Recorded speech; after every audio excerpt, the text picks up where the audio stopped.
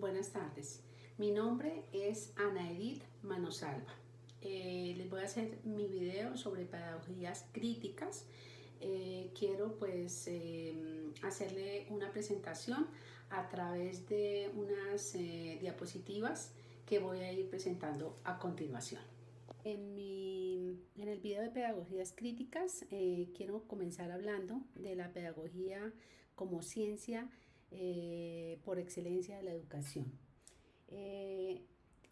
Tengamos en cuenta que la pedagogía es una disciplina humanística que se encuentra todo el tiempo en construcción, pero que a pesar de esto, de estos cambios que se van generando o se han generado, nuestro sistema educativo, nuestras instituciones de educación actualmente se conservan igual desde hace casi 300 años. De esta forma quisiera tocar un poco de la pedagogía tradicional.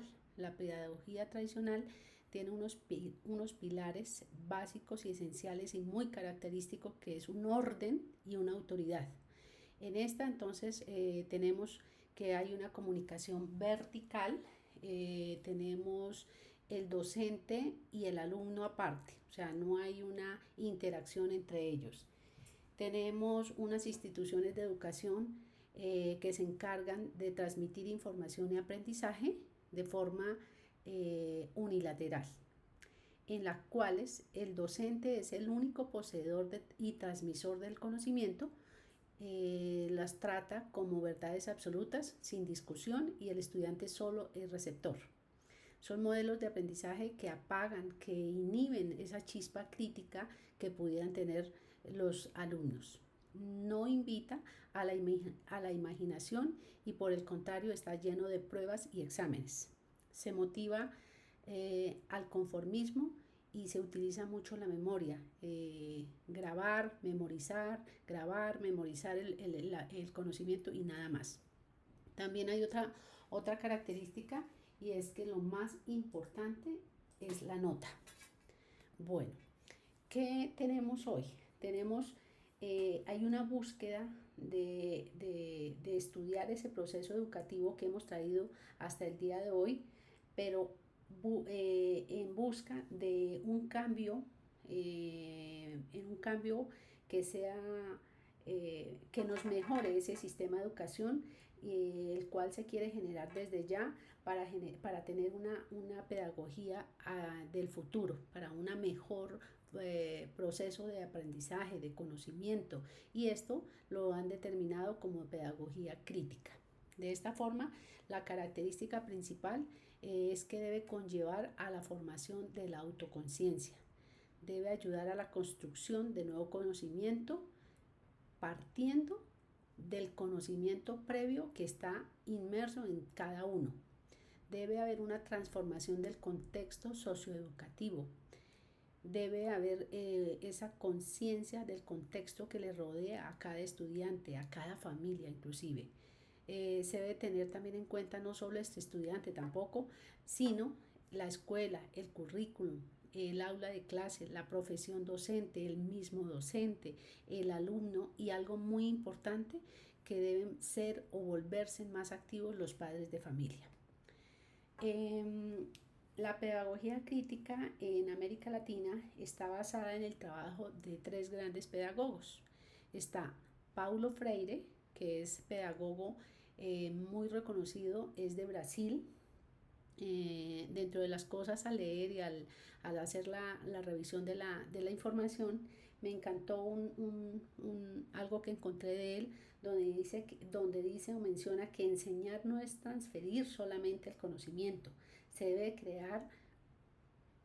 crear conciencia y construir el conocimiento. Y algo muy muy importante que dice el pedagogo es: quien enseña aprende al enseñar, y quien enseña aprende a aprender. En ese sentido, pues me llamó la atención, porque es que normalmente se tiene como en nuestro medio que el que sabe y el que enseña únicamente el conocimiento, transmite, es el profesor, pero de acuerdo a esto que acabamos de mencionar, el que está aprendiendo todo el tiempo realmente es el mismo docente. Henry Geroux es un pedagogo canadiense, también muy importante. De las cosas o el material que se revisó, encontré algo que me llamó mucho la atención. Dice, aprender a escribir es aprender a pensar. O sea, no se debe convertir ese proceso de enseñar a escribir solamente en aprender unos signos, unos símbolos y escriba y repita y vuelva y repita, sino que debe incentivar pensar. Peter McLaren es un pedagogo propulsor de la pedagogía crítica en la búsqueda del conocimiento, es estadounidense. Bueno, revisando un poquito más de cada uno de ellos, encontramos que Paulo Freire es el autor de lo que se llama y se conoce la pedagogía del oprimido, en la cual él menciona y hace énfasis en la formación de las masas, de los pobres o de los más pobres, de los más personas que a veces no tienen esa posibilidad o las herramientas para tener una educación. En ese sentido, dice que se debe concientizar al hombre para conocer su realidad, su contexto, lo que le rodea y de esta manera pueda generar y buscar cambios necesarios para su mismo progreso. Plantea la educación como una práctica de libertad. La educación debe conllevar a un hombre nuevo, o sea, siempre buscar renovar, cambiar, generar cosas nuevas, además de la construcción del conocimiento. Henry Geroux es el pionero de la pedagogía crítica. Dentro de su pedagogía, dentro de su pedagogía, habla como base de unas estrategias didácticas que permiten promover el pensamiento crítico del alumno. Entonces, se debe ser muy creativo, muy innovador para crear en el alumno ese pensamiento crítico.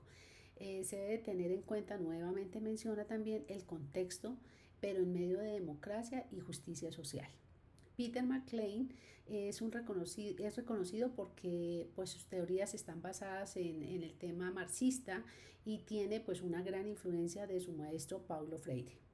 Es propulsor de la pedagogía crítica también, obviamente, intenta demostrar la necesidad de generar en la pedagogía que no solamente sea enseñar, entregar conocimiento o aprendizaje, sino que genere aprendizaje de una forma dinámica, participativa y colaborativa. Dice que en las instituciones de educación, el conocimiento debe ser pertinente, que tiene que ser crítico para poder ser transformador. Entonces, yo creo que hay algo en común de los tres y es que todos quieren generar cambios, transformar el entorno de las personas, buscar el progreso de las personas que quieren aprender y construir su conocimiento a partir de lo que tienen en sus experiencias. En esta nueva propuesta educativa hay algo muy importante y es el diálogo. Diría yo que es como, según también una revisión de una información, es la base para esa pedagogía crítica. Dice que el diálogo es el objetivo principal de ese proceso de enseñanza-aprendizaje, que debe ser crítico, debe generar conocimiento nuevo. En ese proceso debe haber una toma de conciencia y ese proceso de adquisición de aprendizaje nos debe llevar